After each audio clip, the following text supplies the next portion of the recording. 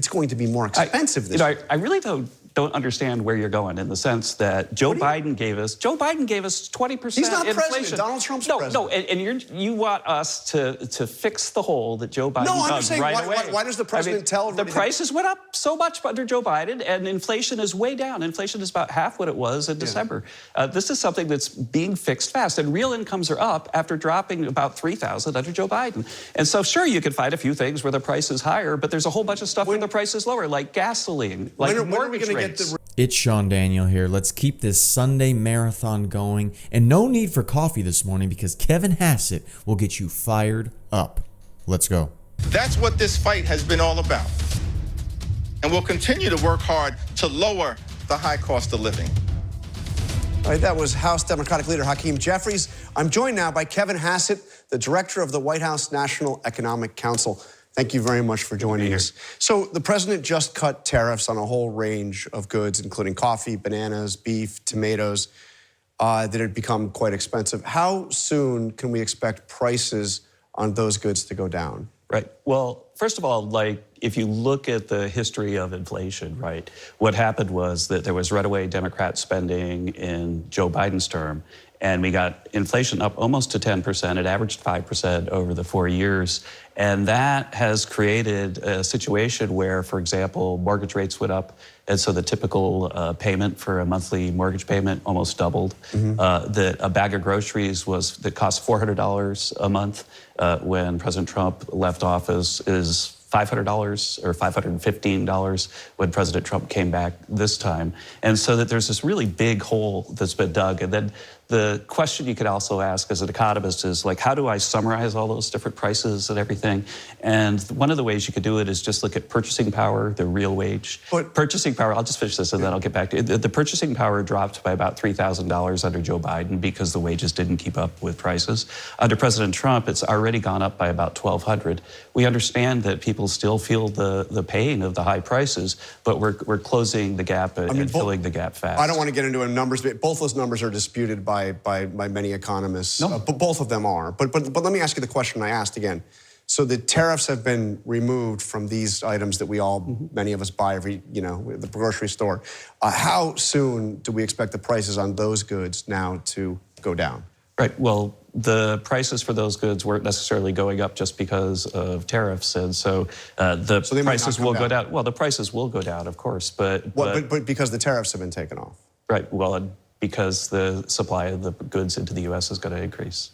But I mean, to state the obvious, I mean, tariffs do raise prices on Americans, despite what the president has said over and over again. It depends on, so if you look at it, how much has inflation gone up because of tariffs? Everybody was saying we're going to have stagflation because of the tariffs, but in fact, year over year, inflation is down. The latest inflation report shows that it's 2.5%. And that's very close to the Fed's target, and that happened with tariffs coming. The reason that happens is that for most products, if you think about the stuff we get from China, China sells the products into the U.S. almost as much as they can to create jobs in China. And that means that they have to lower their costs when we put a tariff on, and that's why inflation didn't happen. And GDP growth is about 4% with the tariffs, so we didn't get stagflation because the inelastic suppliers have been lowering their prices. But there's some things that aren't inelastically supplied, like coffee. I'll never understand how a journalist who has made their whole career about going out, investigating, showcasing themselves on TV, being in a studio, being a quality presenter, how they can get in an argument with a finance economist guy like Kevin Hassett. If I was going to go on TV and start questioning this guy and breaking down numbers and tariff rates and how it impacts inflation and job numbers and manufacturing lines, I would be so overwhelmed. And I wonder if these hosts, if they regret sometimes or do not look forward to having to battle with these economists like Kevin Hassett, because these journalists by trade are not numbers people. They might know how to cover stories, might know how to frame things politically, might know how to frame things in a politically correct way. But can you imagine having to go on an interview and try to push your agenda against an economist who's made his whole life about numbers and understanding markets? Bad idea. I mean, the president often says that prices have come down. Obviously, they haven't. We don't have deflation. I mean, there are some goods, like Some good gasoline, yeah. But let's take a look at some of the goods that we buy, regularly in our household. Let's take a look at this. Coffee, as you mentioned, up 15%. Uncooked ground beef up 14%. Bananas up 8%. Fresh cakes and cupcakes up 6%. Lettuce up almost 6%. Lunch meat, salad dressings, tomatoes, all up, well more than that, 2.5%. I mean, Americans are clearly feeling that prices are continuing to go up, and with many of the goods that they buy regularly, they are going up. Well, and again, more, by significant numbers. Let's look at it. First of all, when we came in, the very first thing that all of you folks were talking to us about was egg prices. Yeah. And egg prices are down year over year. You could have put that in your chart right there. But the fact is, when we had almost 10% inflation in the year with Biden, that wasn't about economic factors. That was bird flu with the egg prices, just to be clear. But the meat prices problem is we've shut the border from Mexico because of an infestation in Mexico. So there are a bunch of things like that are targeted problems. And also, so you have lunch meats and meats, but the meats are coming slower from Mexico because there's a pest infestation there. But the bottom line is, if you want to control inflation, you gotta not spend like a drunken sailor. If you want the macroeconomics of it, we're reducing the deficit this year. So far this year, in the calendar year, it's dropped by almost $400 billion. And that $400 billion is probably gonna be about $600 billion reduction in deficit this year. That's the kind of stuff that takes the pressure off the price of everything. It's still a mighty large deficit. Excuse me, Kevin Hassett. This is exactly what I was just talking about before this clip played. This is why you do not get in an argument with an economist. I can't believe he called about why didn't you put the egg prices on there? Why didn't you put the reason why the beef prices are higher? It's so much more complex than what CNN, ABC, any of these liberal hosts will have you think. I didn't even know that. Okay, beef prices are up. Well, we get a lot of the beef supply from Mexico. There's a pest infestation. We've also closed the border, and we've put hyper security on the border when people cross through.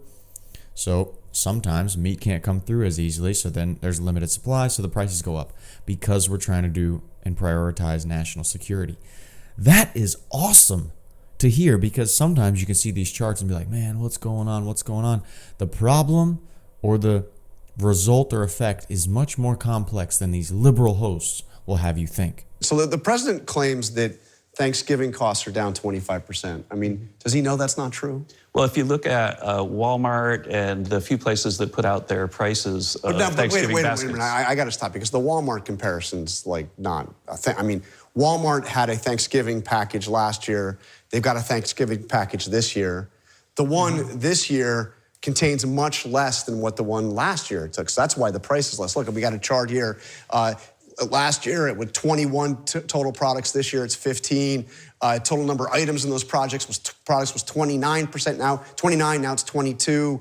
There's more generic brand stuff. So, I mean, Thanksgiving, if you're going to the store to buy groceries for Thanksgiving, it's going to be more expensive this year. I really don't understand where you're going, in the sense that Joe Biden gave us 20% He's not inflation. president. Donald Trump's president. No, and you want us to fix the hole that Joe Biden dug right away. Why does the president tell everybody? The prices went up so much under Joe Biden, and inflation is way down. Inflation is about half what it was in December. This is something that's being fixed fast, and real incomes are up after dropping about $3,000 under Joe Biden. And so, sure, you can find a few things where the price is higher, but there's a whole bunch of stuff where the price is lower, like gasoline, like mortgage rates. When are we going to get the Republican plan to You understand that mortgage rates have gone way down, and it's much cheaper to buy a home now than it was when President Trump took office. Down, right? Yeah. So, oh, take that, Jonathan Karl. Kevin Hassett got pissed at that, man. He's like, either that was a good point to point out, but it also, he got pissed because these a-holes in the media want to harp on every little thing, but they won't talk about how gasoline prices have gone down. But if gasoline prices had gone up, would that be all over the news? Would they be talking about that? Like no one? Would they be attacking Kevin Hassett for how the gasoline prices are going up? Yes, they would. And if I was Kevin Hassett and I'm working way more than full-time in the White House, and then I got to go on these shows and they pick on the 3 different spots where your economy's not doing great, I would get pissed too. And so, sure, you can find a few things where the price is higher, but there's a whole bunch of stuff where the price is lower, like gasoline, like mortgage rates. When are we going to get the Republican plan to You understand that mortgage rates have gone way down, and it's much cheaper to buy a home now than it was when because President interest Trump rates took have come office. down, right? Yeah. So when are we going to hear from the White House the plan for health insurance premiums? And we have 20-some million Americans are going to have not just rising health insurance premiums, but skyrocketing. When do we get the Republican plan? So it seems I'm kind of confused because Obamacare is 100% a Democratic policy.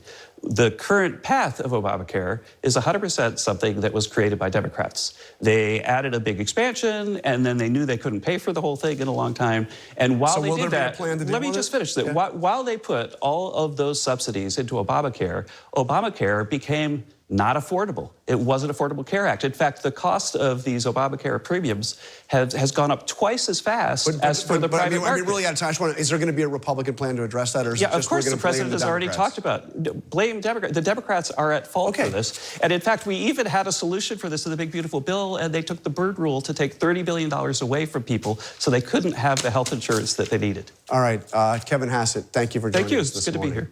They do not like each other. They were going at it, and that was some good TV, baby. Finally, this is the fiery stuff we want on Sunday. Kevin Hassett had this ABC host checking his notes because he had zero issue calling out his targeted BS and how he covers the successes of the Trump administration. And the best part was that the ABC host, I think, was shocked that this economist started getting fiery with him. It's Sean Daniel here. If you want to continue to see Jonathan Karl of ABC get humbled, check out this video right here with a mystery MAGA guest. I'll see you there.